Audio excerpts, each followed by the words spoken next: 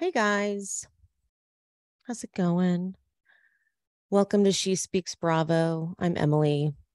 Today is Atlanta Day, reunion part one.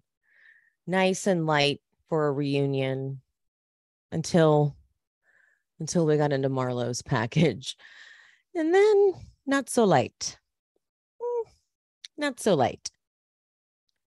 But we'll get into that. Kendrick and I will break it all down. But before he joins me, let's handle some business, okay? If you are not already subscribed, please consider subscribing. I'm finishing up Atlanta, finishing up Beverly Hills, which is going to take forever, it feels like. And Southern Charm, I'm covering that as well. And they just filmed their reunion today. Salt Lake City, when that comes up, I'm doing that, and I'm doing Potomac, and I'm also going to be recapping the Lori Vallow Netflix 3-part docu-series, Sins of My Mother or Our Mother? Sins of My Mother. Either one of those. I'll be recapping that as well. That is premiering tomorrow, which will be, if you're not listening to it exactly when I put this out, it's going to be premiering Wednesday, September 14th.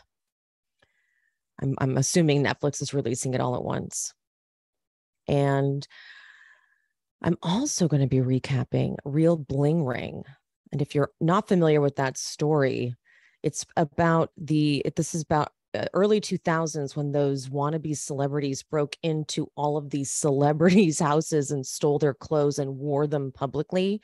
And then they became like trash celebrities themselves. So yeah, they are doing a 3-part docu-series on that. And that is being released, I believe, next Tuesday, which is September 21st. I will also be recapping that. So lots of fun stuff coming up. So yeah, if you're already subscribed, you know I love you. I love you, mean it. All right, let's get Kendrick in here and get into this reunion. My name is Emily, and I have been watching Bravo TV as a form of self-care for over a decade. Needless to say, I'm a complete mess. Subscribe and follow along for painfully insightful recaps about Bravo, true crime, and other great TV. Hit that bell. Hi, Kendrick. Oh, why, hello. How are you? I'm wonderful. I'm very excited to be on my Big Brother journey. Thanks to you, Donnie, and Chelsea. Honestly, Chelsea, it's repetition works because you guys post about it enough that I'm like, okay, they wore me down. It's so I feel like last season would have been a great one to like be your introduction, because that was the first one where like CBS was like, you know what? We have not done a good job of like including everyone in this conversation, because it's usually like they're like 14 cast members every season, 16, something like that. Usually like 13 of them are like white, and then there's like one random black person. You might get one other race in there, like maybe an Asian guy, something like that, maybe. But they've now like committed to being like, you know what, we've got to like actually like throw our net, because it used to be like, oh, we're gonna cast like these supermodels and them, and then there's always like one random person who's just like a regular like mom from Kentucky, and it's like I'm rooting for her because she's the only person I know out of this cast. Like forget all of y'all. So last season was a good one. We'll talk, because I have we're gonna go on a journey. You should I won't just go in without consulting with you. Okay, because I feel like Chelsea's moving kind of at a slow pace. And so I finished, we all watched 6 together. I finished 6 in like an aggressively short amount of time. And so, Chelsea, I work from home still. So Chelsea, she has to, get the kids ready for bed and all that kind of stuff when she gets home, and, a whole different life than what I'm living. So I feel like you two would probably finish around the same time. And if that's the case, we can all watch season 10 together. Oh. Okay, yes. 10. Okay. I think I saw something that you said about 10. Okay, yes.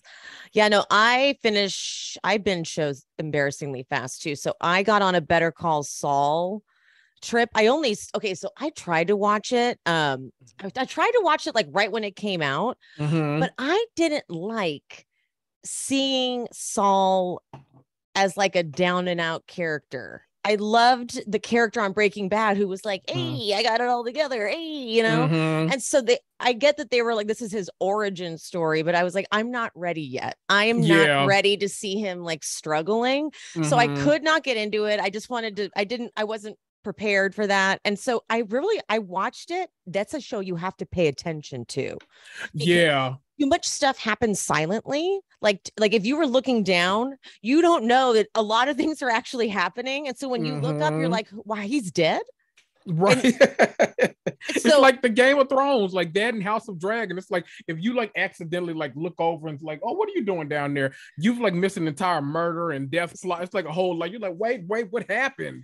No, I have to put my phone like across the room because I would keep looking at it. So when I keep pausing it too, because if I get on Instagram and something's interesting, I keep pausing it because I'm like, I need to pay attention to this and then put it down.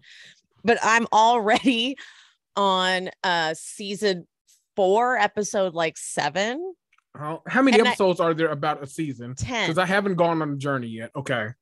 10, which is to me, I'm like, that's not that big a deal. But I said that to someone else and they go, wait, didn't you just start back at 1 like the other day? And I was like, I don't know. I don't like your tone. Right. First of all. Okay.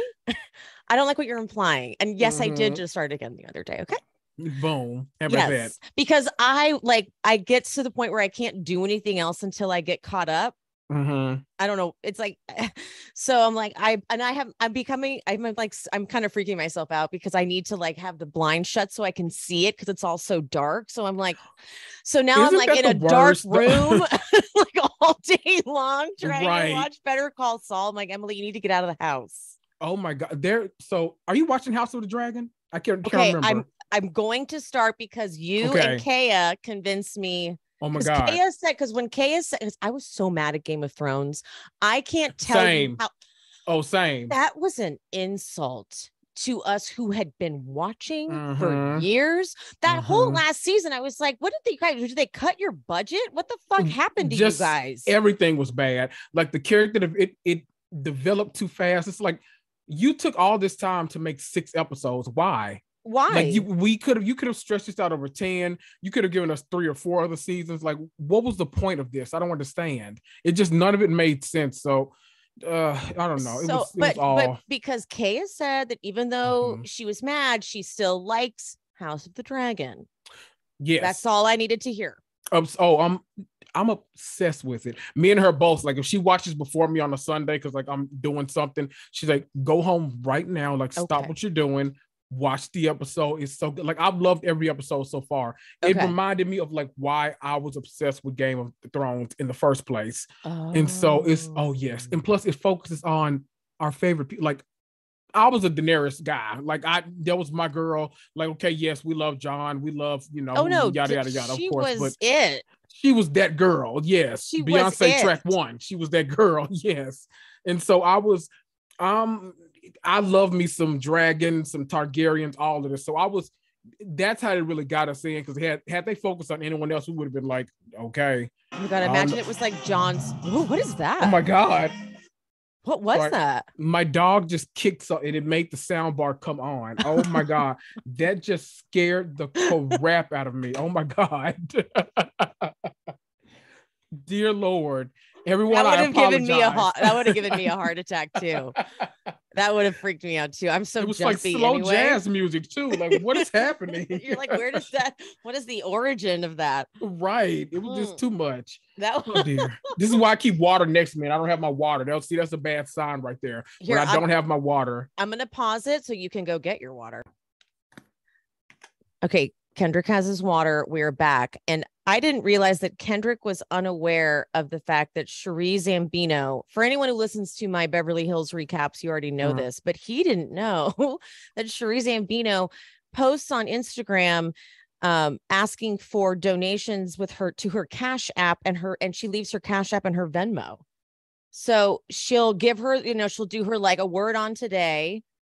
And at the end, and it will be Many ask about sewing into these words and have, thank you. Sewing is an opportunity, all caps, and way of spiritual agreement and participation. Even if it's $1, it's a legit seed, all caps.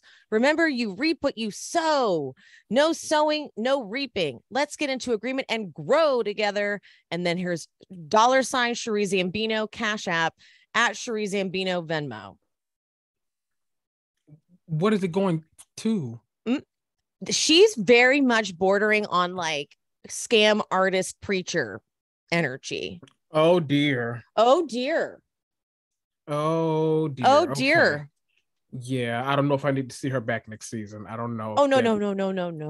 Oh dear. No. That's okay. She wasn't even at the reunion, so I don't think they want her back next year. Oh dear. Oh dear. Doesn't that really kind of make you like, you're like, oh, is that why you like, because you know that she went on Behind the Velvet Rope and said that the most genuine and authentic people were Diana and Erica. Oh girl. Oh, you've lost. You've lost. Oh boy. Yeah, go find Will Smith. I don't know. You know what? You need to go to the red table. Go to the red table with Jada. Go to the red table. Yeah, go over there because I don't know what you're doing. Right? I don't like this. What the fuck? This is like, do you remember when this is so random, but do you remember when Kim Zolciak launched that random church? No. Oh my God, yes. That spiritual, like, yes. You had to pay her like $75 a month for like some spiritual. Oh my God, like what? And it became, and like, people like outed her about it. It's crazy. Kim, like, but all her stuff is a scam. Yeah. Like Kim has literally like, she collects money and then she'll like, the websites go down, they never come back up and people never get their products. Like Kim, oh boy. Well, speaking of Sheree. Okay. So first Kiki at the Talk of Shame found someone sent her that it was that you know, one of the Sheree's like sets, her workout sets, that's like the leopard print, whatever was sold at Walmart. Then someone else was like, I'll even do you one better. It's sold on AliExpress. Now I had just had a conversation with the follower. They had sent me a message saying that they're like, I want to see how she takes the Walmart logo out and puts her thing. I go, no, it's probably just, she probably gets it from a wholesaler. And it's just like some shitty some shitty, awful, you know, template design. And then it's called white labeling, because I was looking at, when I was like, you know, trying to find my next business venture, I was looking into drop shipping. And that's essentially what Sheree is doing. Because she didn't design anything, because she's not a fucking designer. Right. So she just went on, because it is a dark time when you are looking for products to sell to people that aren't pieces of crap on AliExpress. Because what you're trying to do is you're trying to find low cost things that you can mark up so that you can make a profit. So the fact that she found something you can purchase on AliExpress, I can't stress enough how tacky and horrible everything is. Like I tried to sell, like I was like, maybe I got a bunch of sample products and everything. I was like, I can't sell these to human beings. I'm too, and like, I have too much of like a moral high ground to do this to people. And so she is selling that set for $142. Girl, everything about, okay. You sent me on a tangent one night because one of your followers had DM'd you and they were like, do you know if you click on it, it goes into the cart and then it becomes another price? I was like, no fucking way. There is absolutely no way this is true.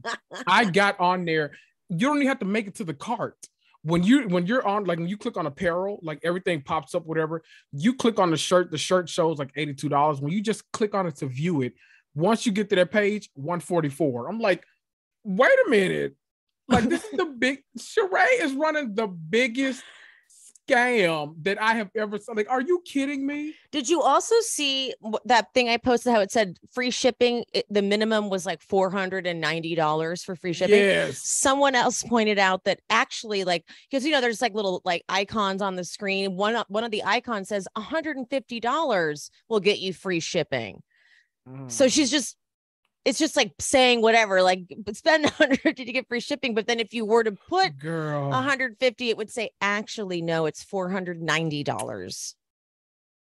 See, sure, you know what? Jail. Put her in there. Because what are we doing? Jail. I was trying to think, what is the name of that? There was an Amazon documentary. I think it was like a 4-part docuseries that we all watched. It was about a popular, like, multi-level marketing clothing. LuLaRoe. I was gonna say Lululemon. I'm like, I know that's not right. LuLaRoe. Okay. LuLaRoe. Yes, it's. Oh, Sheree. I would have respected you if you would like come up with like something like that almost. Like, you're doing Never Alley clothes, and okay, fine. That's essentially what Kandi runs. Hello. Kinda. With the sex toys? Yeah. Mm-hmm. It's bordering on it, but I know that Kandi actually has product, and like we would at this point, we would see so many things about her running like a scam.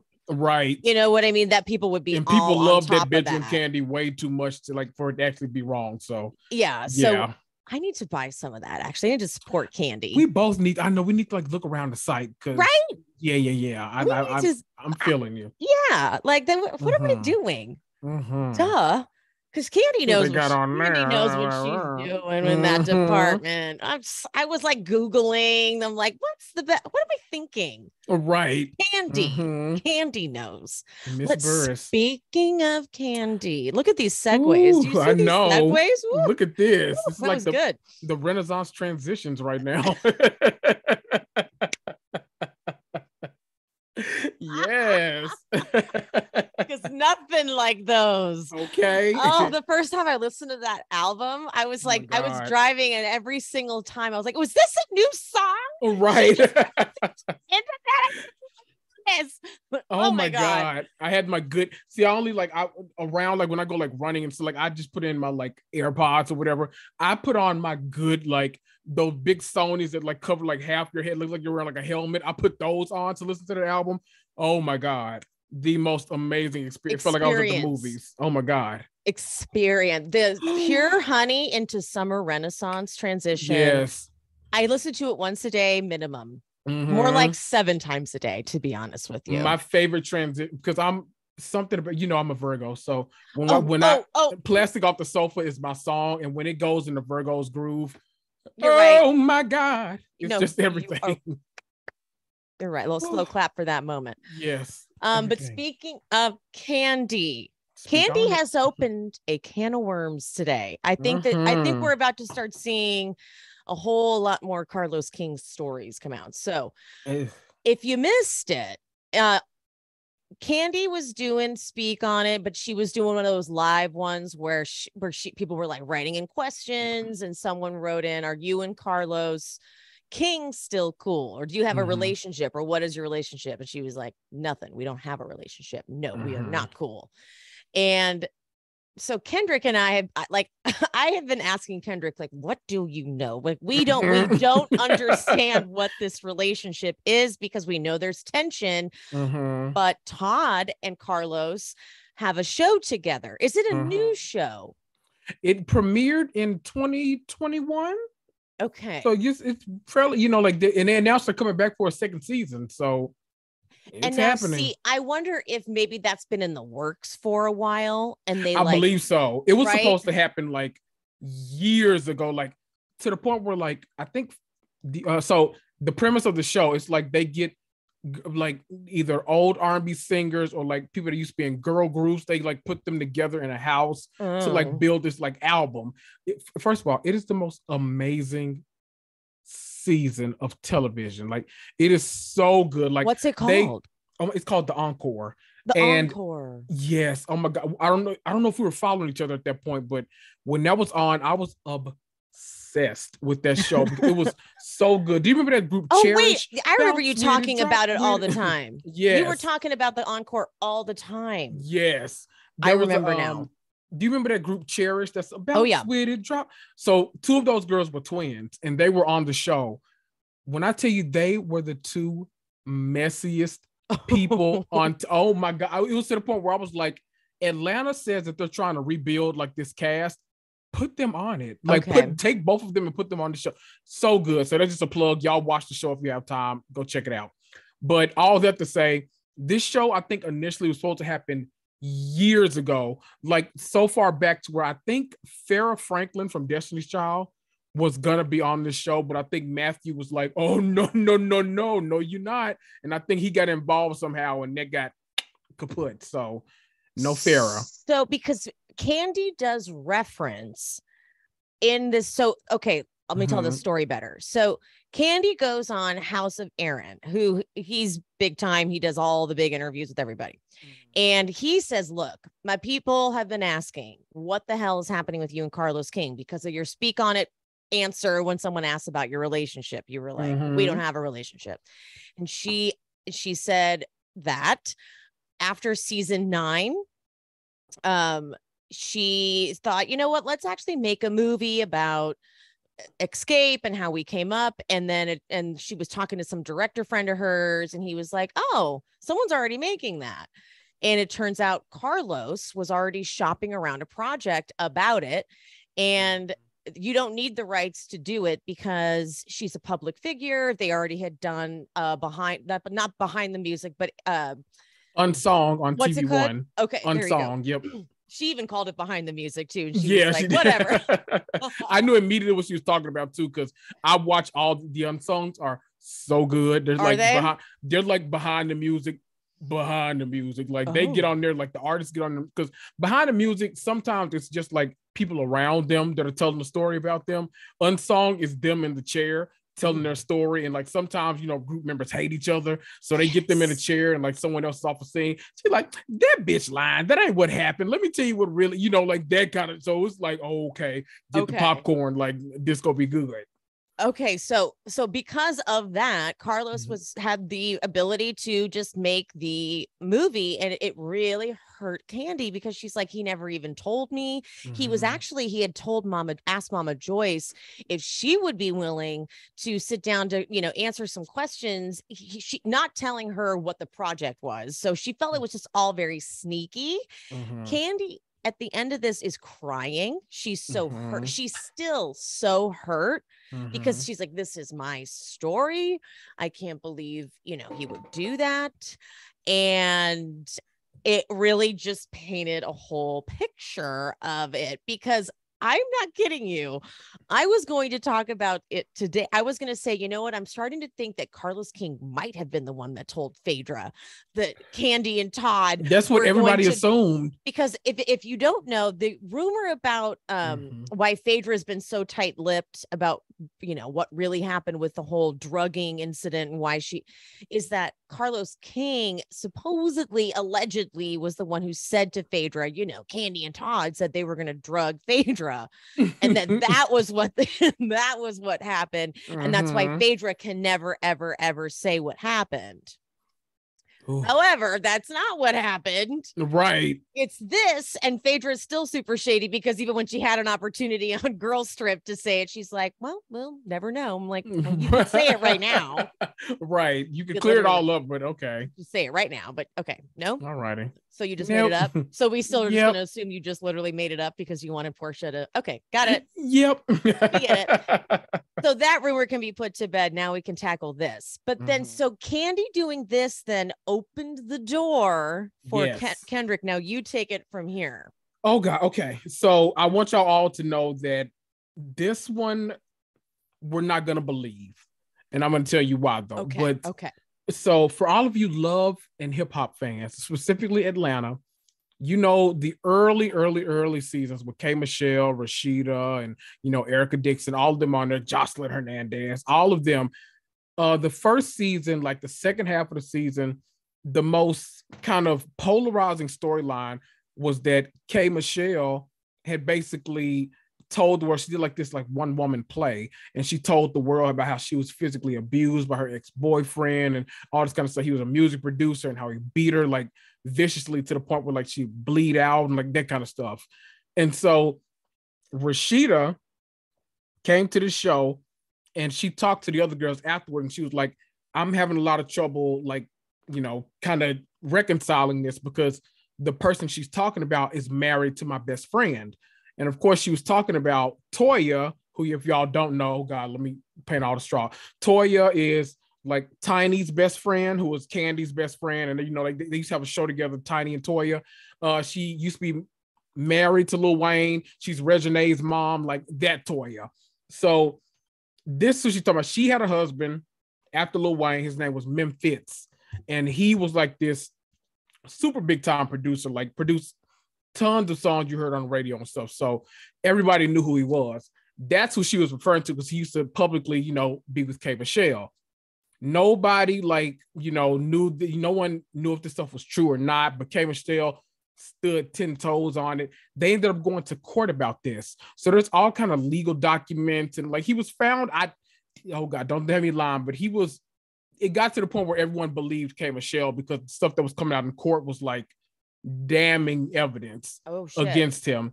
And so Kandi, this interview, I think the Neighborhood Talk posted this clip of why Kandi was saying she doesn't mess with Carlos. And so he got on and he said, wow, that's pretty fucked up. He's also the one that told K. Michelle to tell people that I hit her before, all for ratings. K told me, my brother, right? Way to go, Los. And it's like, literally everyone in the comments, like, dude, shut the fuck up. Like, no, we remember the court documents. Like, no, we're not falling for this. So even though, you know, because this still kind of opens up another can of worms, because now it's like, okay, even though like we saw this stuff in court, there are going to be people out there like, wow, oh shit, Kandi said this, so this has got to be true about him too. So like, because I've heard like other people, when I would post clips from Carlos's podcast, like when he would post stuff and I would share it, I would get a lot of messages of people being like, I don't trust him, he did X, Y, and Z. And I was like, oh, I didn't know. I'm not okay. I got some weird vibes from him when he had Claudia on. I picked up on a few moments where, because she said she didn't talk to him for a minute and she was mad at him for a minute, and she's clearly like, things, you just let things go, time goes by, you know, business is business, I get it. But same thing with Danielle. I don't know, I was just picking up some weird stuff and I was like, what am I picking up on? And then someone said something about how he let Nene get away with being like really abusive for so many years and how he never said anything. And I was just like, okay, I just never like saw it from another angle.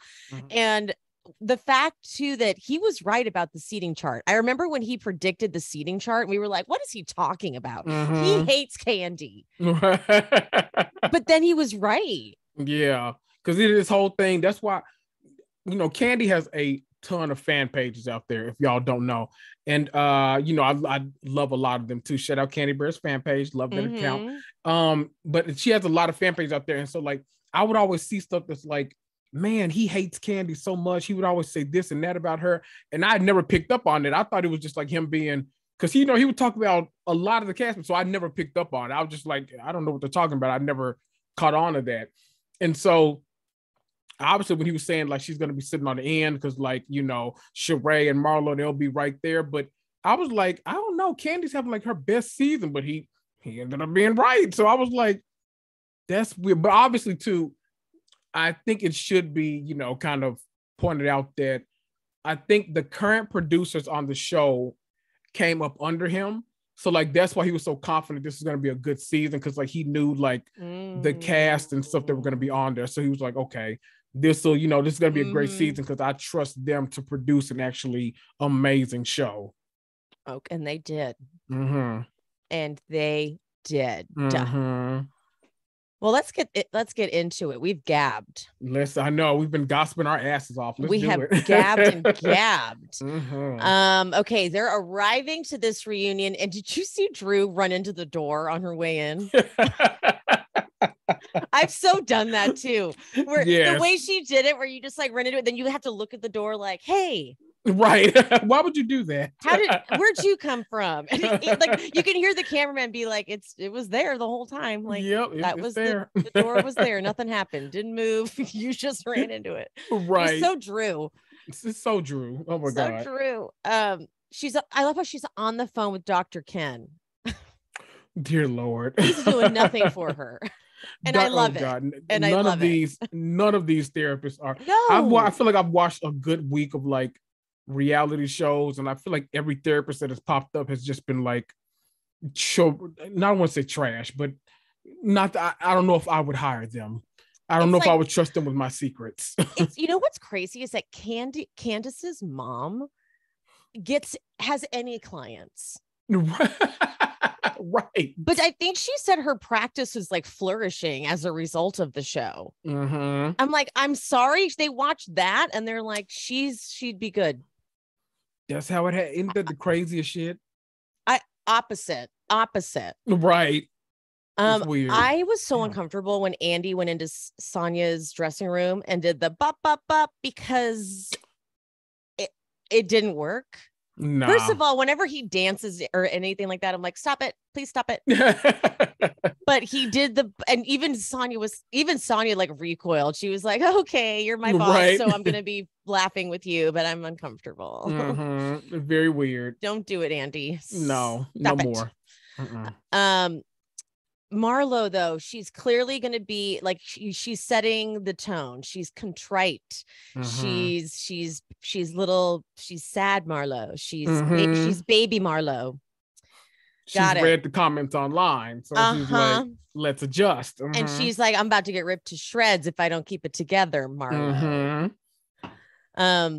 Andy, when he walks into Kandi's room, I don't know. Kandi just has so much power. I feel like Andy's a little intimidated by Kandi. Mm-hmm. You know what I mean? I can see that. Yeah, right? I can see that. Mm-hmm. Like, I feel like he's like, this is one person I definitely am not richer than.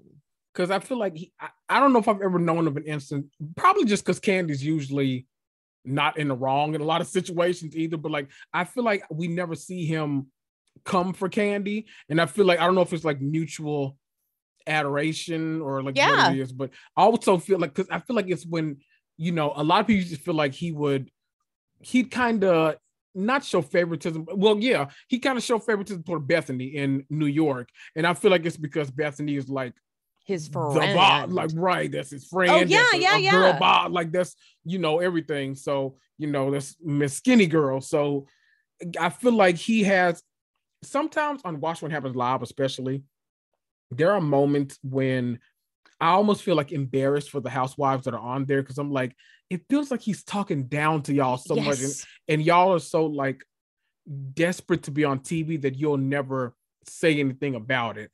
And I feel like he knows who he can do that to, but he won't do it to certain ones. Like, he's not going to do it to Kandi. He'd never do it to Bethany. Like, there's certain ones. He doesn't do it to Lisa Vanderpump.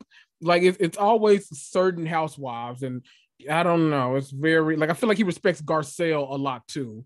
And so he never tries her either. So it's weird. So Kandi, Kandi's in a good lane. Kandi's Pia and I have been going off on it in voice notes back and forth this week because he can be downright fucking rude on Watch What Happens Live sometimes. And what sparked it was when he was doing his stories from the Beverly Hills reunion. And I just didn't like it. I didn't like the tone. I didn't like it. I didn't like how he was just being so chummy with them. And then it just sparked how like it's time for him to stop doing reunions. Step back. Yeah. I need him to step back because he's just become, you know, I'm going to say something a bit controversial.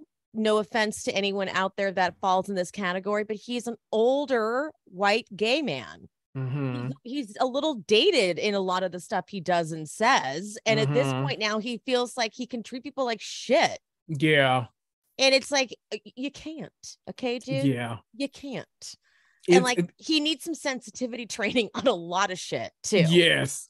Because there are a lot of things that like, I feel like over the years, especially, we've heard people say a lot that I'm always like, that's a good point, but then we always just like move on immediately, so it's never addressed. Like, he always does this thing where for some reason he like wants to know specifics about how Black housewives make money. And it's really weird. Like I remember do you remember on the Potomac reunion where he kept asking Monique and Chris like about well, he doesn't play football anymore. What does he do for, like that? And it was just, I do remember, like, I didn't realize until someone pointed it out, but I remembered watching that live and I was like, this is so fucking cringe. Like, why is he asking people like that much about their finances? You work on Bravo. Shouldn't y'all have done a background check if y'all wanted some people that are like of the affluent lifestyle? Like, you shouldn't be asking about how they make it's just so weird. Like, he does these kind of things that are now becoming like tropes, but not in a good way. Yeah. Like we like a trope when like a housewife brings on a friend and then they immediately turn on each other. Yeah. We love that kind of trope, but like these are bad tropes. No. Especially like what work have you had done? Yes. Or tell me about your sex life. Yes. With all the details. I'm like, no, we don't need them.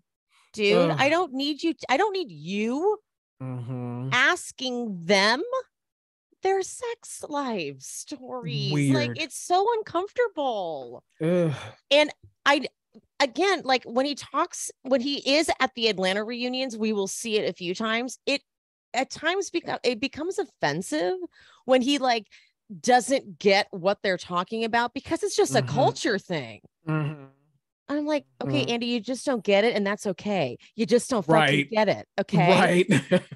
I feel like there are enough candidates to like host these reunions. Like he could easily just do Watch What Happens Live, and like he has a million other things. Like he writes books, he has Radio Andy, he has, I don't know what the hell else, but he has a lot going on. Like we don't need to you don't need to host all of these reunions. You're gonna get paid the same anyway. So like, and he looks exhausted doing them. He looks over it. He snaps at everybody. Like, yes, he starts getting bitchy and like annoyed. I'm like, you don't have to do it, dude. And it's because he's doing them back to back. But he did what? Beverly Hills, then Married to Medicine, then Southern Charm. Is that how it went? That's within a week, like less than a week. That's crazy. Those three casts, oh boy. And if he doesn't produce this, like he doesn't produce Southern Charm anymore. He's not a producer on Southern Charm. You don't need to be there, like, dude. Right. You know, you probably like cram watched all the episodes like as much as you could, and then you were like, okay, let me just drag Craig and Austin a little bit. Right. You know? Exactly. Get out of here. That's like when someone's gonna keep dragging Andy this whole thing. It's gonna be so fun. I'm so excited. We're just gonna keep going. I know. I remember. I don't watch Below Deck like that. Like I keep trying to jump in, but then I just always forget to. But someone told me like there was one reunion recently where like I feel like everyone could tell, like they kept commenting on, like they just felt like, did you prepare for this? Like, did you watch this season of Below Deck? And it's like, oh, if you're getting to that point, then I don't know, man. It might be time to check out. So many other, like Kate Chastain. I keep pitching her, but she would be fantastic for these like Summer House, Southern Charm, Vanderpump. Like she can handle those types of ones. There's we got a million candidates out there. Right. A million people could do it. Right? Let's do it. We can figure this out. Even in the Bravo sphere, like there's enough, we could totally do this. Okay. Other people need work, shows that have been canceled. Come on now. I feel, you know what, random, then we can get, I promise we can get into it. But I feel like, especially like for like Atlanta, if Andy doesn't know what the hell's going on, I feel like he's not going to turn over control of Atlanta because he laughs way too much during those reunions. So I think he genuinely enjoys those reunions. But like, I feel like a Ebony K. Williams would be great to host an Atlanta reunion. Like she obviously like has the podcast, she does the View and CNN and like all this stuff. I feel like she'd be but she has a great sense of humor too, which I feel like fits in with them. I feel like that would be a good reunion host. I love that. Kate Chastain for the Below Deck. We could really give Andy's job away, but I guess that's not why we are ready. We have all the candidates lined up. All of them. Okay. Ugh. All right. We're going to keep dragging him though. Get ready. Cause we haven't even gotten in there yet. And he made me so mad a lot of the time. Okay. He just looks dated. All right. He just looks like a dinosaur sitting out there. And I don't mean like looks wise. It's just like the energy, you know? Yeah. So he's on the set. I love that they built a fucking bridge. Like crazy. That is not cheap, by the way. They built a whole moat and a bridge that they can draw up once they all get onto set. So they were in New York filming this, right? right? Which is crazy because they normally do it in Atlanta, don't they? I think that a friend of mine said that she thinks it's due to COVID because they didn't want Andy traveling so much. Because he has 3 reunions to shoot within less than a week. Okay, gotcha. A little crazy, but okay. And then he could go to LA for the Beverly Hills one because he can actually like take meetings while he's there because they have like other things he could do. Or because he's best friends with the entire, okay. That is the biggest conflict of interest reunion. I hate that he does that reunion. I hate it. That's when I really wish we could have tagged him out. Yeah. Get out of there. Because I already know, like, we're not going to get the answers we need. But, I can feel it. My expectations are in the gutter. Oh, all the way down. All the way to the gutter. And I'll talk about it, I'm sure, with Pia ad nauseum, because Pia and I have been heated, angry, upset. We have not been happy. We were like, we're just going to show up to the set and flash fake badges. Be like, we need to get inside there. Right. We need to get inside and make sure the questions are being asked. Right. Because when he posted that story, we were like, this isn't gonna work. Everybody sounds way too happy right now. Like, no. And especially Rinna and Erica and Kyle. Exactly. Those 3 sounded especially happy. I didn't like it. But if this is the direction that they're taking Beverly Hills, if this is what they're saying that they like Beverly Hills to be, that's fine. It's just not for me then. I gave up on Orange County because it just wasn't for me. Then I guess Beverly Hills just isn't for me. I am like not the fan that will watch regardless. Nope. I will quit a show in a minute. Like Orange County, I couldn't finish last season. I gave it a chance because I'm the guy. I'm like, okay, I have to support. They just put the first Black housewife on there. I've got to at least check it out to see. Horrible season. Couldn't watch it. I watched it in spite of Heather because I'm not a Heather fan, by the way. I like how rich she is, but that's really it. I don't know what her personality is besides money, but I couldn't do it. I'm hoping that if Tamara comes back but then again, I saw I'm going to try that.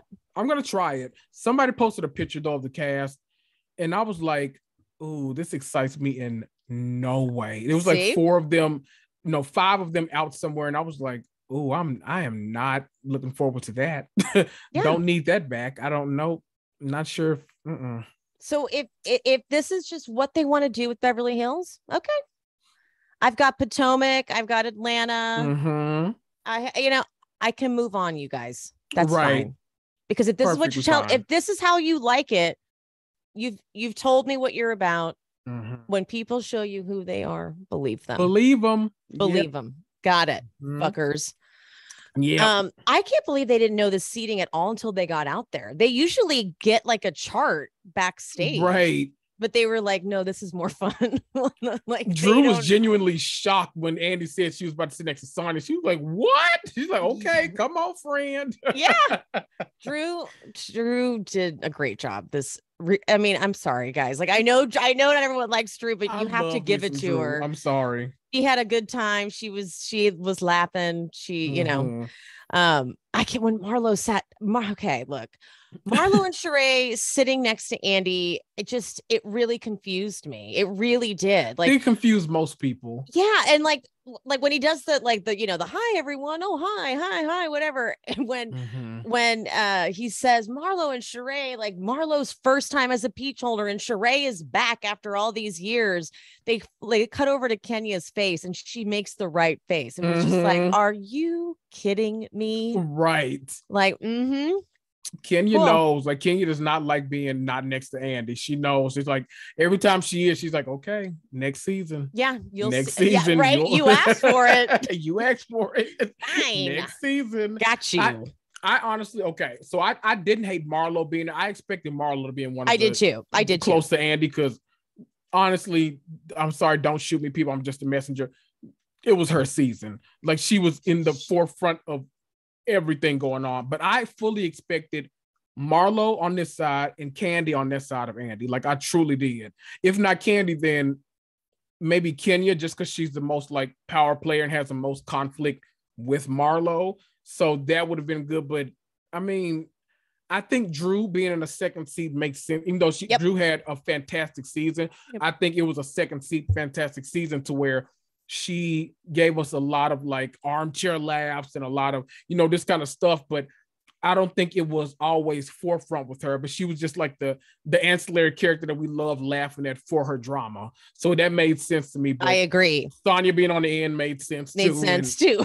Kandi being at the end did not make sense to me. I wouldn't have called that. I was mad. Yeah. The energy felt completely wrong. It like absolutely switched Kandi and Sheree. Absolutely. I have a theory. I want to ask you too, because do you think that they saw Kandi's dress and were like, you've got to be on the end? You can't be. Because when you think about it, I always think about people with trains. I know. I was like, you tend to think about it. People with trains usually sit at the end because they've got to like go somewhere, but they can't go next to. I don't know if that would ever factor in, because I'm sure they account for that all the time. I'm sure they're like, I'm sure they think about like housewife, like think of Jen Shah or dumbass feathers. I hated that dress so much. It was the worst. Like, leave it to Cardi B. That's not for you, boo. Horrible. Sanya brought the wrong energy to this reunion. Brought somber. I don't know. I didn't understand shit going on with Sanya at this reunion. So you're gonna have to help me out with that. She didn't understand shit. I'm sorry. She brought she was like right away, she was like just sad. I'm like, not the right vibe. You're very weird. I can tell Andy wasn't loving her energy either. He was like, somebody on Twitter said it best. They were like, the two people that did the most shit talking this season were doing the most tears at this reunion. I'm like, yeah, it's so bizarre. Like, why the fuck is Sanya crying about Drew? You've made it very clear that you don't like her. I don't understand. And Drew, like, they had good moments, and they kind of like, whatever, we'll get into it. Right. So the bone collector counter segment was fantastic. And I said it in my post on Instagram, and I'll say it again. I wish they would play with the Beverly Hills cast like this. I wish, and here, I know that they can't because they're so fucking sensitive, and they'd be like, oh, but that's why I want them to do it. Right. You know what I mean? Like, I want them to do that. I just wanted like, just run that package and just see what would happen. Like, run a trolling package like that, because the Atlanta women just have to sit there and take it. Right. What if they ran a package like, Kyle, you did a lot of pot stirring this season, but Rinna, so did you. Let's take a look at who did more. And they did a counter of every time they, like, one of them would. Imagine they would be just all like, Dorit would just be, her eyes would just be wide open, and Erica's eyes would just be wide open, because they would not know what to do, because they have this fucking alliance where they can't say anything. Exactly. It wouldn't work there. And that's the biggest shame. Because like I feel like that's one of the reasons why we all felt kind of polarized about this past season of Salt Lake City.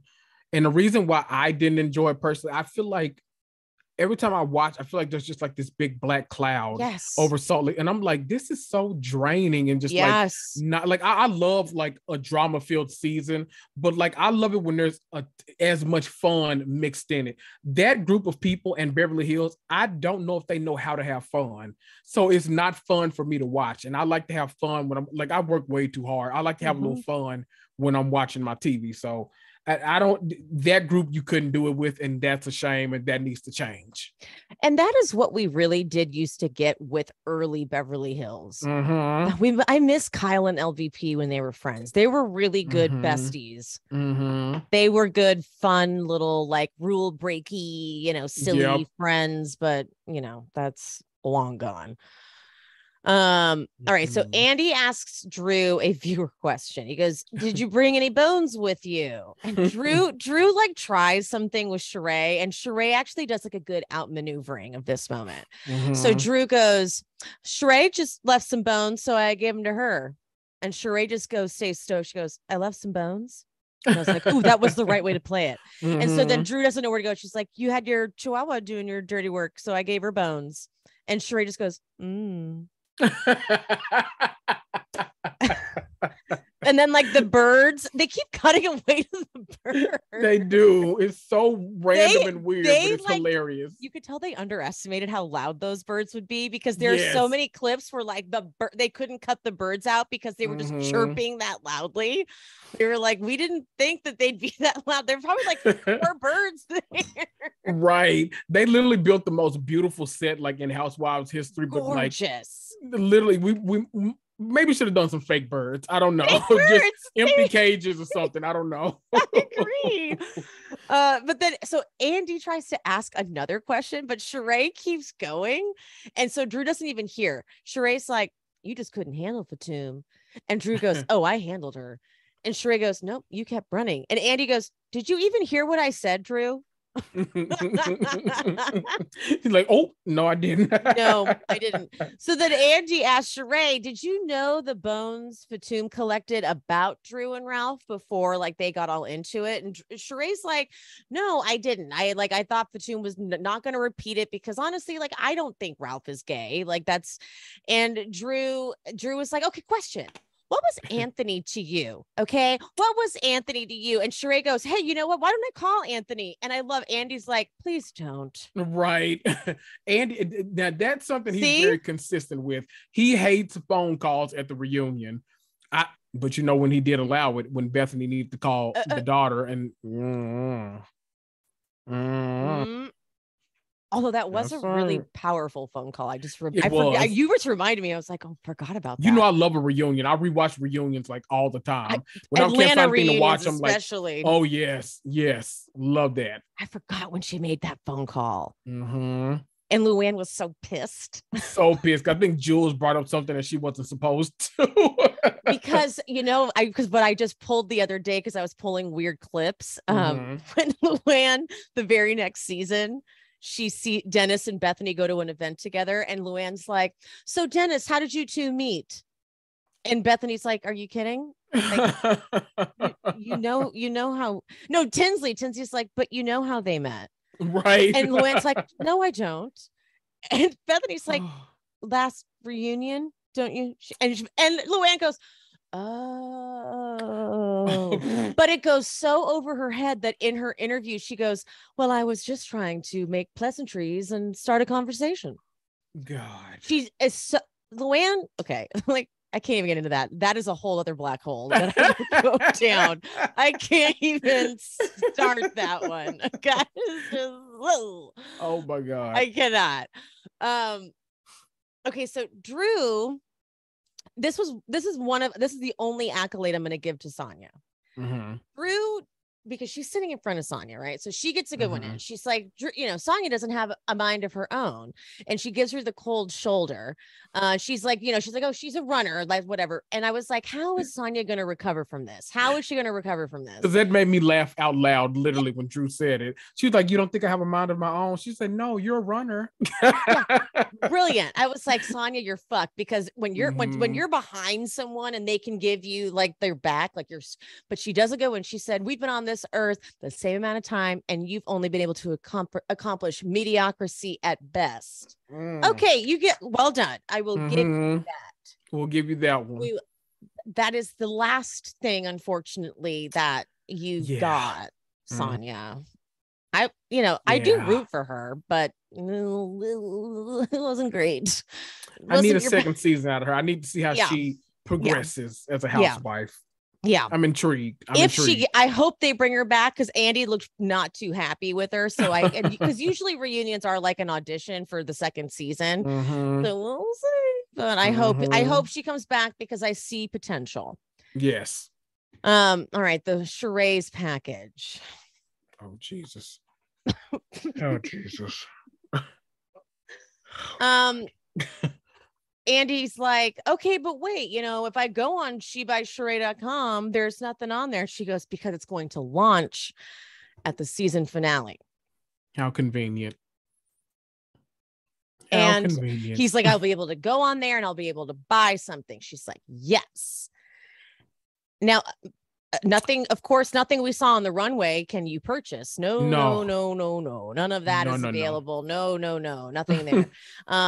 And Sheree is still the spring summer moment, that whole thing. She's like, I was just thrown off, because my kids have always been my number one focus. And Andy's like, well, why not just say that? Like, why not just say? And she's like, I don't know. Everyone just wants me to do it. It's like, everyone just wants you to be yourself, Sheree. Like, literally, no one would be upset if you were like, I honestly just can't right now. I got to focus on my kids. Would anyone have felt, wouldn't we have been happy if she said something honest for once? Something adult and mature. I would have loved that. But she always is so shady that's what makes us like obsess over it. Mm-hmm. And now with that, even that cut though, it's kind of a stupid ass response because like Drew, I'm so glad Drew was in this moment because Drew's like, you've been taking care of your kids, like your kids have been like grown this entire time, and she's like, they haven't been grown the entire 14 years, and then Drew's like, so you don't pay people because of your kids, and I'm like, oh. I love there were a lot of moments where I like audibly laughed. Oh, same. This is probably the one where I laughed the hardest because that was fucking funny to me. Same. God. Marlo actually knows the president of Fendi. A flex. That's a flex. And even hooked Andy up. Mm-hmm. Andy's like, I can vouch, like she does. Came to watch what happens live. Gave baby Lucy some clothes. Like, wow. Okay. All right. Okay. Yes, then they shifted. I got annoyed. They shifted it over to Kandi throwing shade during Speak on it. Mm-hmm. And Sheree pretends like she didn't say a word about Kandi this whole season. So weird. I was so confused by that. Her and that pretend amnesia that she always has. She's like, what did I say? I said something about Kandi? I did? Me? I'm like, see, this is when you lie, and this is when it gets annoying. Yes. This is when you do that lie thing. Right. Because us, the audience, we could easily call back to like 19 times where you've thrown shade at Kandi this season. That we were shocked at, actually. Yes. Like when she says, how about when you guys were sitting outside talking about me? Like that was bad. Hello? That was dirty. That was very dirty. And then Sheree's like, well, like when you were talking about Tyrone, you mean that was the same as you talking about Kandi sucking dick and being a slut and what? The Tyrone? Guy that you broke up with because you said that he was using you and that he was no good and prison bae that none of your family had met. You're mad because she shaded him? Oh, I'm so mad. Okay. I'm so mad at you, Sheree, for this moment because Kandi she always gets in trouble when she retaliates. Mm-hmm. And that makes me mad for her because it's like you came for her first, she retaliates, and then it's how dare you, Kandi? Well, right. Every time. And then I think they also get mad because Kandi has the organizational business skills to have Speak on it. She knows how to act. Sheree couldn't. Couldn't figure out how to produce and create a YouTube channel that would air the day of, the night of an episode. She'd be putting that out 3 days later and it'd be late all the time and she would get it done. Oh boy, I don't even know who would help her in that situation. Seriously. So Kandi just knows she's just smart and she knows how to present herself and present her arguments. And so she's in trouble because she got she gave herself a platform and an opportunity to clear up things because the after show isn't enough. They're going to edit it the way they want to edit it. Right. So she's like, I know what they do. So I'm going to go do my own thing. Mm-hmm. And don't worry, Bravo. You'll have access to all of it. It's totally yours. I would never, she doesn't get herself in trouble. She knows she's got lawyers. Mm-hmm. So they're just Which Sheree doesn't. Which Sheree doesn't. Very. I feel like Kandi, that's one thing you can never take away from her. She tries to help everybody, like literally everybody. I feel like we can point to something she's done outside of the show for almost every cast member that has come back to almost bite her in the ass too, because they're never appreciative of it. Kim. The way Kim fucked her out of so much money. So much money. Oh, I'm so mad about that. Her and Portia fell out after Portia literally like was going through a divorce and put her in her place so she would have some actual income. Oh yeah. Oh my God. Why I just got mad because I remember her play was supposed to go on tour and I like bought tickets. I was like ready to go. And then like I guess like they were dealing with like a shady guy who like do you remember that A Mother's Love? Do you remember that play? Yeah, like they were gonna go on tour and the guy was super shady, but he was like they didn't know he was using money from like the previous shows to like pay the guy for the next city. So like if they didn't sell out, he probably couldn't pay the guy and still pay like the cast and crew. Like so it ended up being a mess. A mess. Oh, that's why they had to shut it down. Mm-hmm. Oh, that sucks. That was they vaguely touch on why they had to shut it down. Right. Oh man. Okay, a viewer writes in asking Sheree, she's like, how can you dare say anything about Drew's business when it took you 14 years to launch your own? Hello. And Sheree says, well, you see, because I'm fashion. Oh. Are you though? Are you? Are you fashion? Because we're looking at AliExpress sets, and we're looking at a hoodie with a star that's like 7 inches and dated and yellow and yellow on gray, like. And she said, and Drew doesn't represent fitness. And Drew has she says, I represent health and wellness. And then she claims that Sheree got her booty done. Which I don't think, right? We don't think we think Sheree's all natural. Sheree has been working that body out forever. And it's looked like toned and muscular since she's been on the show. So yeah, I don't think so. Sheree, like when like years and years ago when we first started the show, she was just thinner, but now she's just like gained weight to like that muscle. Like she just looks that's Sheree's body. But Drew really does a good job here. Like I was like, oh, she nailed it. She said, I just would have loved some more support, but I didn't receive it. Way to play it, girl. You were being very inconsistent with the way you explained this business. And you didn't just say like it's her business, but I am now representing it and helping it get more publicity, which is we all would have understood that. Right. She wants me to help her grow the business. That is not weird. That is totally normal and helpful. It feels like housewives, like I feel like they're ashamed to like admit that they get help with stuff. And I don't know if they feel like it loses a part of like the affluence if you're if you're not just like, oh, I came from the bottom, now I'm here. If you can't tell that story, then they almost don't want to tell a story at all. Like Karen Huger. Karen Huger, yes. It's like just say, oh, well, this woman had this program, it wasn't doing that well, I'm looking to lose weight, so we partnered. I was successful, so she's like, what if you were the face of it and we did this together? Right. Wouldn't we all have been like, awesome, cool, like that's great? I would have been like, oh wow, so Drew like took a great opportunity, she actually used the program, it worked for her, and now it's working for other people. Great, that's amazing. Wouldn't that have been so normal and totally accepted? And now, I mean, as a Housewives fan, I'm glad she didn't, because we got some great fucking episodes out of that. But right, we got a regular, we got so many people. We got that out of it. We got one of the best lines. Kenya looking directly into the camera like she's on The Office. All like, of that. No, you did not. Yes. Oh my God.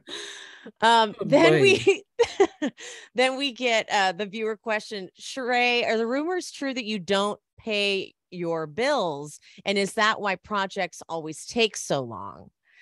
And Andy says, do people who send you bills get paid? And Sheree says, depends on what it is. But then I love that Kenya starts to jump in and Andy's like, listen to Kenya, because you can tell this is like, because this is gross. This is a gross. This is an intervention. This is an intervention. Yes, a financial intervention. This isn't okay anymore, Sheree. We are stepping in to tell you something right now. Yes. And Kenya explains that unless you have something written explicitly in this contract that, I reserve the right to not pay you if I don't like what you do. You pay them and then you just don't use them again. And Sheree looks so confused by what Kenya is saying to her. How are we explaining this to a grown woman? This is unfathomable to me. Are you kidding me? You know what this is? This is Tamra having to tell Shannon Medore that she has to pay her water bill to keep her water on. Yep. Why don't you know that? Yep. Really? Sheree was like, wait, so you still pay him even if you don't like it? Jesus. Kenya was so sweet though. She was like, yes. I'm not going to be mean. She was like, be nice, Kenya, be nice, Kenya, Kenya. Her inner voice was like, you're gonna be nice. You're gonna be nice. And they kept it moving because Andy was beaming. He was smiling. He was so happy they were addressing this because I'm sure producers have had to deal with countless contractors, countless makeup artists that have been like, that bitch did not pay me. Right.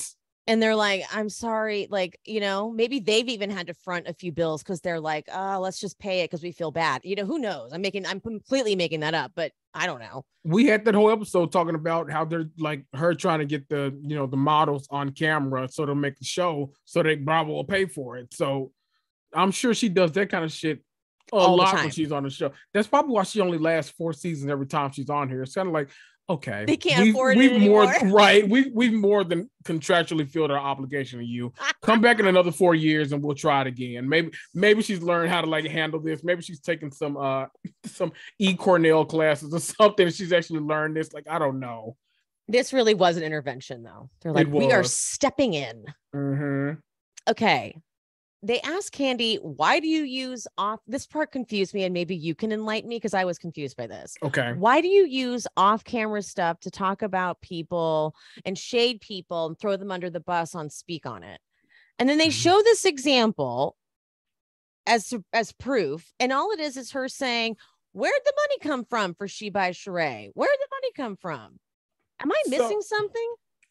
So I think he said, why do you use off-camera stuff to like take digs or shade people on camera? And then he said, like, when you talked about the people that deal with Dennis when he was with Portia, and he did with a couple things, but I'm like, that's like directly ties into the season though. So like, why wouldn't that be I don't know. The examples he gave, like direct examples, but like, I couldn't understand why they wouldn't be relevant on the show if these people are on the show too.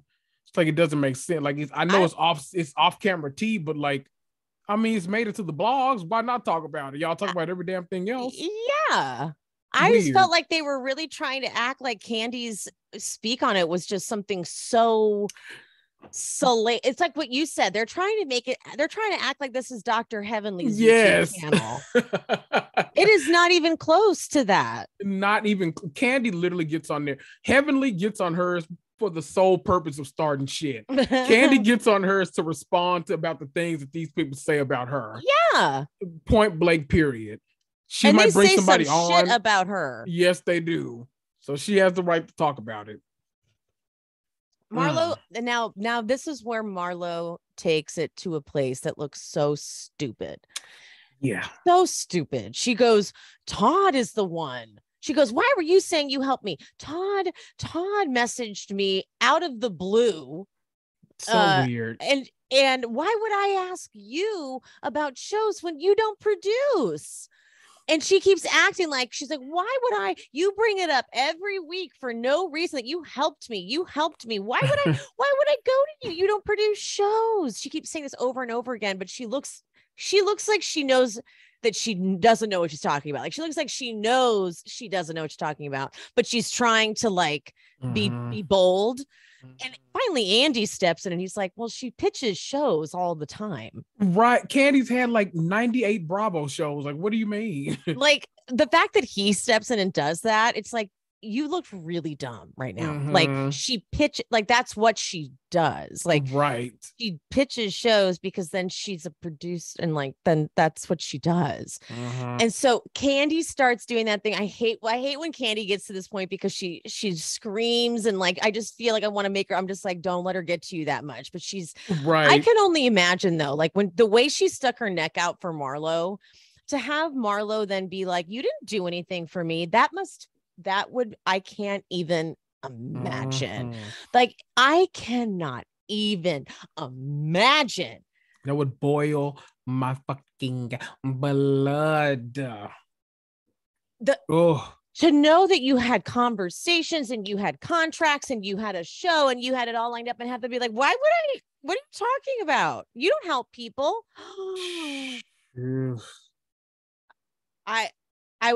It would drive me crazy. But anyway, Kandi's screaming and then Sheree goes, hey guys, this is supposed to be Sheree's section right here. Right. Kind of love that. Again, Atlanta, Beverly Hills could never. No. Beverly Hills could never. We get into the Tyrone stuff, but it's like blah blah blah blah blah blah blah blah blah. Nothing we haven't said before. Blah blah blah. We got it. But then we get into the Martell stuff.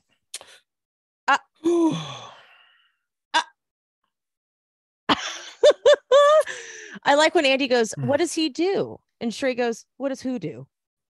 Okay. The person you're talking about? What do you mean? Well, he's on another show. He does real estate and he has a new wine line.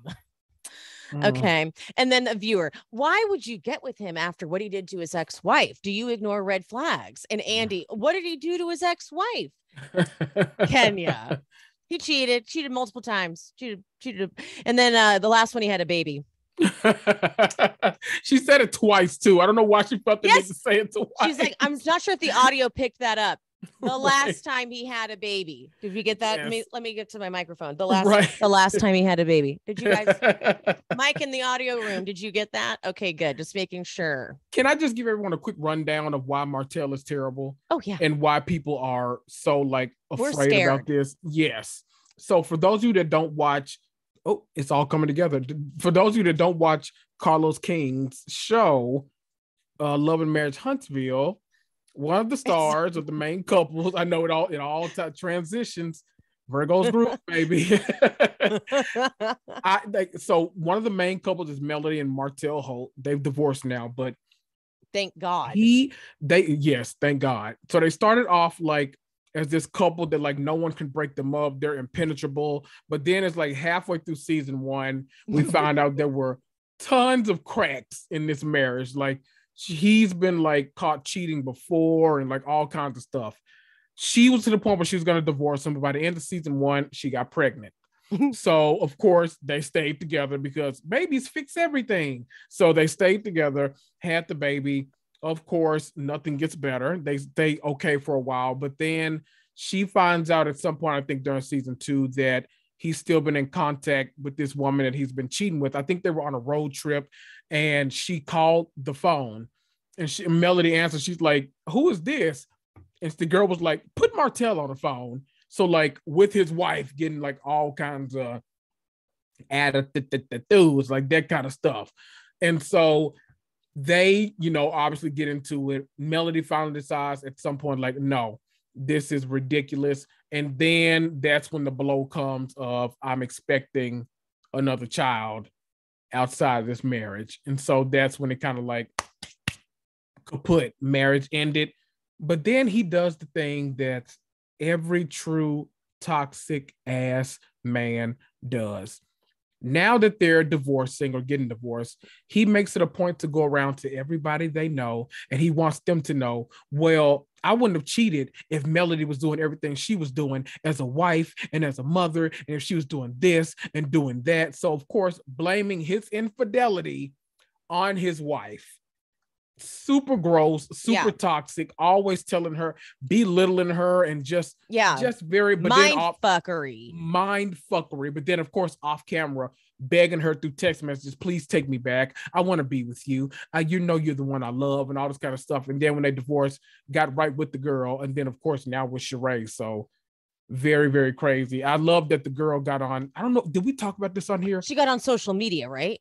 Yes, she's always cutting up on social media. We did talk about this where she said, word of advice, don't get with the married man. Yes. It's like we weren't, but okay. Thank you. We're like, what? Thank you, Oprah. Appreciate it. Thank you. quote of that. Like Joe Gorga would like put that as a quote. Yes, next to a cactus, exactly. Next to a cactus. Yeah. So it's not just that he cheated; it's like that he's a piece of shit. Exactly. He like I only got to the middle or almost end of season 2, and the way he talks, like the way he gaslights, yes, it is like you want to punch him in the face. If you pick back up season 3, ooh, they get into some arguments. I don't know if you got to season 3 is where like Melody and him try to go to counseling, and she picks up that glass and she throws it at they go to Vegas there. Oh my God, that if you continue your journey, that is a season. They had to be broken up multiple times because they were at their angriest that season. Ooh. Yeah, no, he humiliated her. Yes, but she also it was ugly. It was very ugly. So yeah, that's who Sheree's dating. Yeah. In theme though, to her credit, very much on theme with the kind of guy she dates. So yeah, and she goes, of course he's an attractive guy, but that's never been my thing. And Kenya says, we know, we've met Bob. Back to back. Oh, Kenya was on this reunion. She was cracking me up the entire time. She's like, until we get to my package and the whole Marlo me package, I'm just gonna have fun. And we love that. Okay, the Drew Sanya package. Okay, I have a couple clips that we need to dissect. Okay. So Drew is the only Drew's the only one that Sanya doesn't talk to because they're not cool anymore. Sanya, Drew's like, Sanya went to my mom's 77th birthday. I introduced her to some people, and Sanya's like, who'd you introduce me to? And she's like, Shamia was there. And she's like, okay. So she says that Sanya's like, here's my problem. I did have a conversation with Drew, right? She says that whole thing that I did, in fact. I'm going to play because I went back to the episode where they, you know what I'm going to say, right? Yep. Okay. So this is, I took out the unnecessary parts just so that we could hear from the episode where they did have the conversation, what they say back then. Okay. No, I'll say something. I was talking to Kenya earlier today, and I've been trying to talk to Drew for a couple of days. I was hoping to have the conversation with just me and you, but I just been wanting to talk to you about some stuff, so why not? Drew, I don't understand the faces. Because we've been talking the whole time, so I'm just like confused. 'Cause I'm like why are we talking about it in front of everyone? Like, she came to my room and we talked. And you could have said it then. Drew, what I'm saying did your makeup. When I went to Drew's room, if she didn't have 85 people in the room because she always got the biggest entourage, I don't know if she's competing with Beyonce. And so it just didn't feel like the right time in the room, and I felt like she knew that. So I'm just confused why you're making this speech in front of everybody like this. I started off the conversation saying, I want to have the conversation with you by yourself.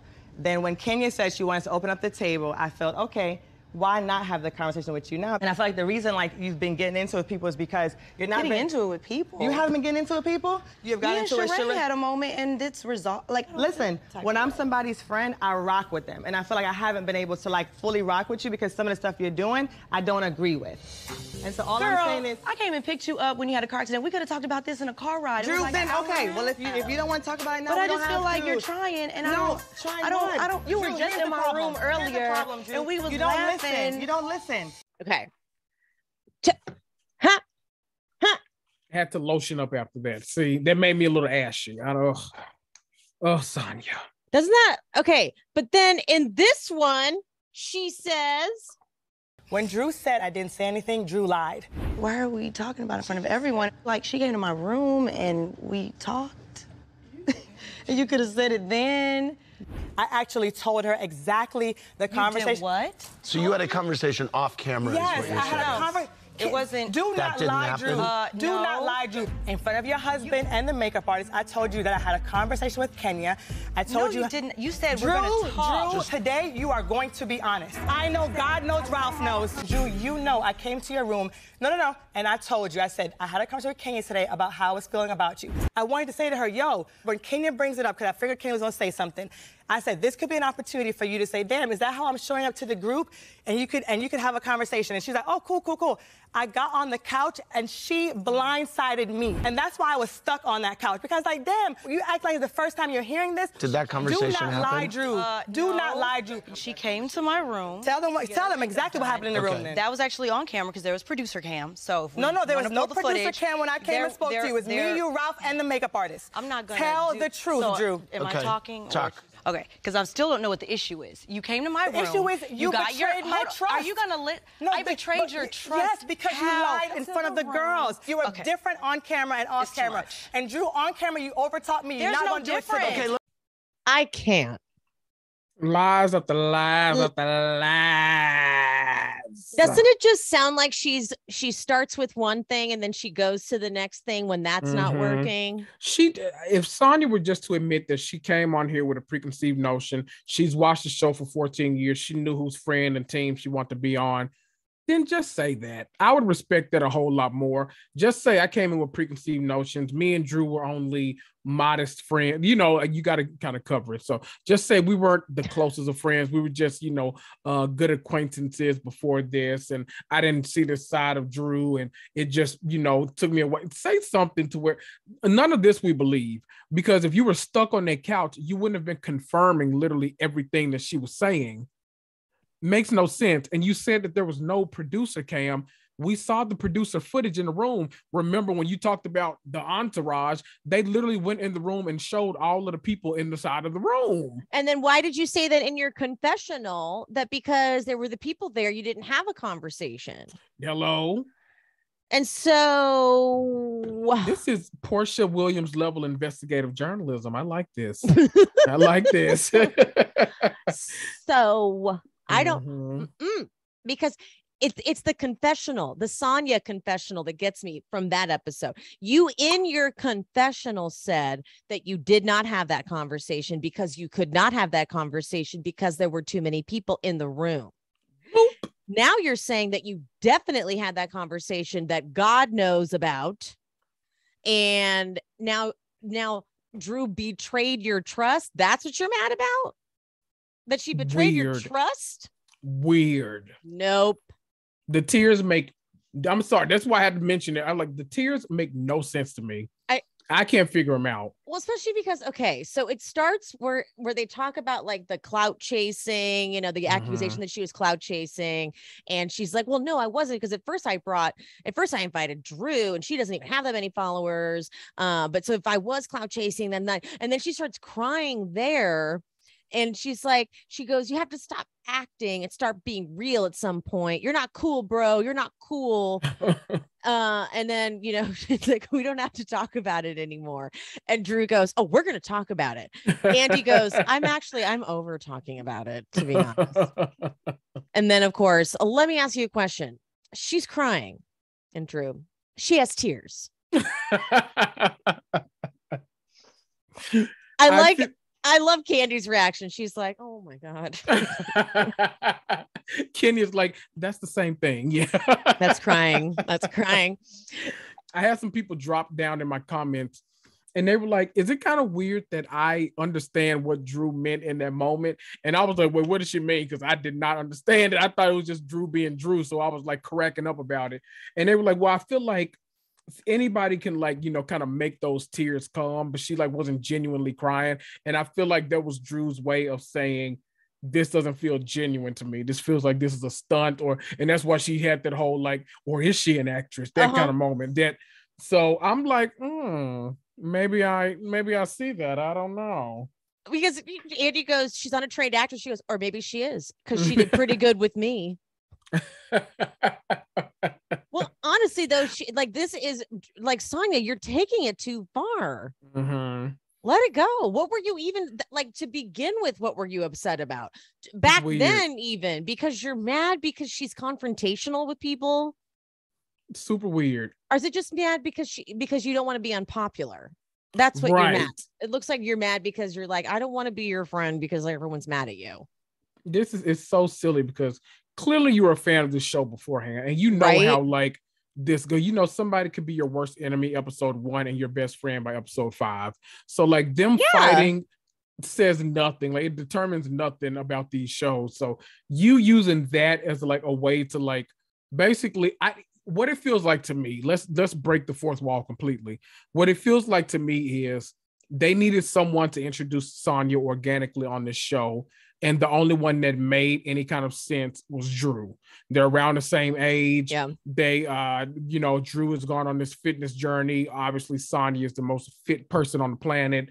And they like, they're like, okay, that makes sense. Wouldn't make sense to be friends with Marlo because how does Marlo know an Olympian? Like, I don't, unless that's where she's getting her money. I don't know. I can't tell you, but that's literally the only connection. Maybe Kandi would have made sense, but I feel like that would have been kind of weird too. So it made the most sense for Drew, but I feel like Sanya got on this show and was like, no, it's time to hitch my wagon to another clique so I can get another season. Right? Mm-hmm. So we're not dumb. Right. Little does she know, though, that rarely ever works because even if you're still boring and you hitch your wagon to someone fun, you still won't get another season. Look at Dr. Jen trying to hitch her wagon to Heather Dubrow. So didn't work, boo-boo. Oh, that did not work. That was a crash and burn. Yeah. Well, okay. That was actually a mean segue. I was going to say, speaking of a crash and burn, let's go to Marlo's segment, but that was mean. I'm sorry. Oh gosh. More tears though. Sorry. Okay. Let me clarify what I mean. I consider myself an empath. I feel things very deeply, sometimes to my detriment. But Andy first asked how the rest of her mom's visit went, and Marlo starts crying, and she says that she just wants a mom. Sometimes I just want a mom, and I see Mama Joy sometimes when she gets a me attitude because she's being protective over Kandi. I wish I had that. I wish my mom would do that. And she goes really quick into, I'm so tough. I'm so strong. I just feel like I had to put up a shield right away because I ran away at the age of 10. A lot of the girls don't make me feel worthy. This is a big bomb to drop. Yeah. A lot of them back to back to back. Right? And so Andy doesn't know this. So of course he's like any good interviewer, you're like, hold on, you said something about the age of 10. Please explain. So we get five foster homes until she aged out of foster homes. So we got her mom beat her so bad. She bathed her brother one last time, said she'd be back, never came back. She first went to a Jamaican family, but he was abusive. Then she called a social worker, and then she went to St. Petersburg, Florida, and then they were strict, and she was telling people she was strict. Then she told that she had to get out because she cared about her image. Then she went to the next place, and this is where she loses me.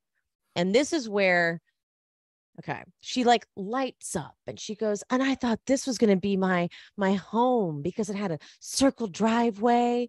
And I came home one day and this was like such a performance in this part. And let's take it at face value. How about that? Let me say, I just believe it. Let me float something at you. Okay. A little floater. If I'm supposed to believe that this is all genuinely her current feelings and her current level of processing, then you are not ready to be on reality television at this capacity, because this level of reality television, this is like for people who've already kind of processed a lot of their trauma and are able to, granted, they're going to be fucked up, but they're able to speak about that level of trauma is a lot. That is something that you should have been dealing with in therapy and maybe like even written a book about by now. But like, this is not something that you're telling Andy and the group for the first time and unveiling this. It's kind of like trauma dumping on the group. It's like it's almost like the opposite, but the same as like love bombing in a way. Yeah. It's really weird. And we're like, and so where do you go from this place as the responder? You're like, okay, so Peter from Atlanta says, hey, Marlo, you were a little rough. Like, what do? You know, like you can't really segue from this. And so let me ask you then, do you think she was kind of setting up her redemption arc for next season? Yeah. Because it feels like the end of these episodes, especially with like seeing her mom, because like I feel like those are related to more than like this reunion like stuff. Like obviously it was like nice learning all of this because like I didn't know about all of the stuff that Marlo was saying, but like the stuff with her mom, you can actually see how her mom is, and it's a lot more believable. And it's just like, okay, I know that girl. I know this mother-daughter relationship. I see that makes me feel something. This almost kind of feels like, not to negate anything she's gone through, but it kind of feels like she's almost setting up herself for that, you know, to be the fabled hero for next season in a way. She's going to go to therapy. She's going to work through it all. She's going to get on good terms with Kenya to kind of, you know, and then when Kenya doesn't want to be her friend, Kenya's going to be the bad guy because Marlo is the one in therapy working on herself. And it's a whole, we've seen it before. It's going to be history repeating itself almost. Kandi was one of the interviews she did. She said that she's like, it felt really rehearsed. It felt like a monologue she had worked through, and it did. And I am a crier when it comes to people's stories like this, and I like didn't feel anything. Right. Like when Marlo called her sister with the boy, like I was bawling, like I was sobbing because that was so genuine. Right. This felt like she was setting something up or had rehearsed it, but it just didn't feel right. It felt out of place. It felt like Andy looked uncomfortable. Like Andy's like, this is a lot for me. Yep. I don't really know where to go from here. Right. And so then he's like, how has this affected you in your life? Like, Jesus Christ. And she goes, people judge. And then, you know, like now, where are we supposed to go from here? People judging you, not allowing you in circles. Like Kenya said, I'm an iconic ex-con. And then she goes, I'm sitting here with you, a media mogul. I'm sitting here with Sheree, the original OG on this platform, Miss USA, a Grammy artist, a 4-time track star, a singer, actress. I'm like, this is uncomfortable. First of all, it was hilarious to me that she had to struggle to kind of come up with something for Sheree. I agree. Like, Sheree, girl, what are you? She's like, you are the original OG of the platform. You were on this show. There you go. You did this show first. There you go. There you go. That's all I got. That's it. Sorry. And then she goes, so I feel like I cry and I hurt because I want mommy sometimes. I want daddy sometimes. Oh, it's like she just was laying it on really thick. And I'm going back to this. If you are still at this level of processing in your journey, you are not. And I don't think she is. I don't really think she is. I personally, for me, whenever I see what is it, BRF, big red flag, whenever someone like is on reality show like this and they start like kind of diagnosing themselves, like this is why I do this, and I had this in my child, I'm always like, okay, you've clearly like let's assume like you haven't gone to therapy obviously, but like let's assume that like all this stuff that you're saying is true. Shouldn't that mean that you're emotionally intelligent enough to recognize the shit that you're doing? And then you should be able to act accordingly because of that. Because you're sitting here saying like, oh, well, I do this because this is how my mom treated me. And, you know, I have trouble forming friendships because no one ever wants me and this kind of stuff. And it's like, you're self-diagnosing. Like no one's told you this. You're just saying it out loud. And that's what makes it feel rehearsed. You know what no that matter reminds who the me person of? is. Reminds me of Rinna and the grief. Yes, exactly. It's like, okay, so you're aware of it, so therefore shouldn't you be stopping it? It's what she does on social media too. She shows out, then she's like, I'm still grieving. And it's like, yeah, it's like, well, no. If you're super aware of it, then you can therefore stop it. Right. Mm-hmm. And none of these women have heard this whole story before. Right. And so, of course, Andy's like, was getting a peach, so super big deal. Mm-hmm. And she's like, of course, because I didn't feel like I had been worthy. Why not me? Blah, blah, blah, blah, blah. And so Andy asks Kenya if Marlo was the housewife she expected her to be. And I'm so grateful. And I think I like that Kenya wasn't, fooled kind of by this whole thing. And she said, no, as opposed to like, look, I feel bad for Marlo. Like, because that was sort of what she was trying to do, right? She was trying to set it up so no one could say anything bad. And she said no, because instead of showing people that she did have a good heart, she went the opposite way. And Marlo starts acting like she's like, I look back on those episodes of us being happy together and, Kenya. And I just think, oh, it's so great. And then Kenya goes, yeah, then you turned it all against me and turned on me quick. And Marlo has the nerve to say, I didn't say anything about her husband while we were friends. Literally, everyone's like, huh? I love when Kenya says, please, let's not do the Donald Trump here today. Okay. Oh boy. But then Andy, these questions are so intense. He says, it seems you suffered abuse at the hands of men. So has that affected you? Would you say you've had an emotionally and sexually fulfilling relationship with a man? Goodness. Oh my God. Goodness. I said, I had to rewind. I said, he said sexually, right? He said emotionally and sexually. He always wants to know about the bedroom. That is inappropriate. And see, this is what I'm talking about. I'm like, okay, Marlo is, again, this is outside of his realm of understanding. This is also like, remember when Kandi and Todd were talking about surrogacy and Todd was all weirded out by it. And Andy was like offended that Todd was weirded out by it. And I wanted to be like, hey, Andy, in the world of white privilege, we don't always understand why some other people don't know what surrogacy is. So it's okay that Todd was like, what the fuck? Someone else carries the baby? Like, what is that? That is a foreign concept to people. But he was like, does he not know? He was like offended. And so what does this guy know what to do with what Marlo just said? Right. He's never had a friend like this. He's another Atlanta therapist is what he is.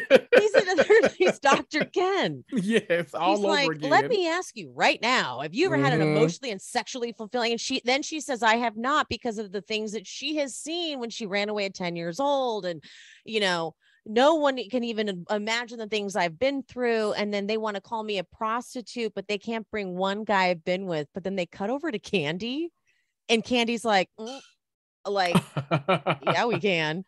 Like, because, okay, I'm going to read a tweet that someone posted, and it was so accurate.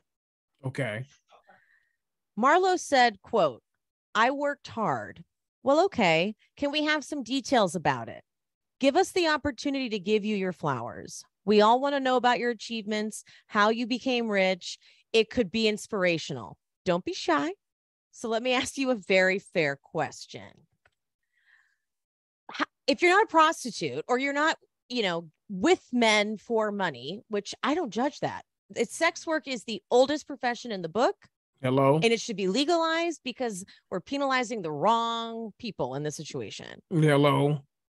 But we don't know how you have your money and how you came up. And so it's confusing for us when you act like you're insulted by them even daring to say that you could be a prostitute. They're only saying because that's what we've heard.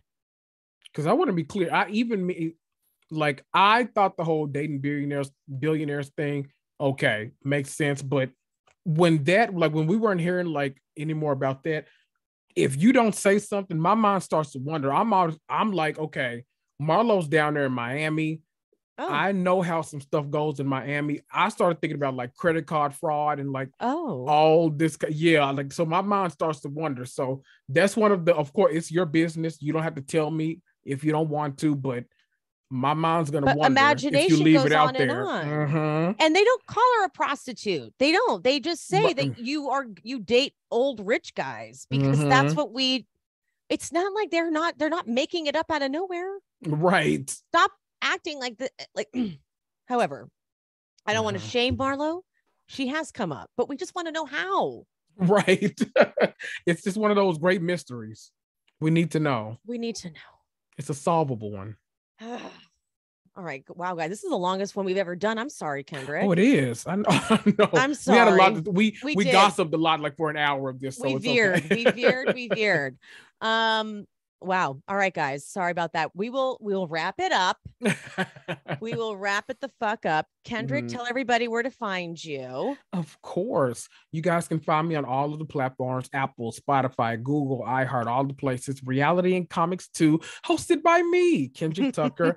Follow me on Instagram at Reality Comics 2. That's TOO. Come for the memes. Stay for the ridiculousness in the stories. I do polls and everything. So oh my God, come join the fun. Your Emmy fashion polls were out of control. I love doing a fashion poll. They were so funny. The Ruffles one killed me. The best ones are the Met Gala every year because like you never know what people are showing up in. So that's always a fun one. I can't wait. Ooh, I know. All right, guys. Like, comment, subscribe, rate, and review. We'll see you next time. Bye. Bye.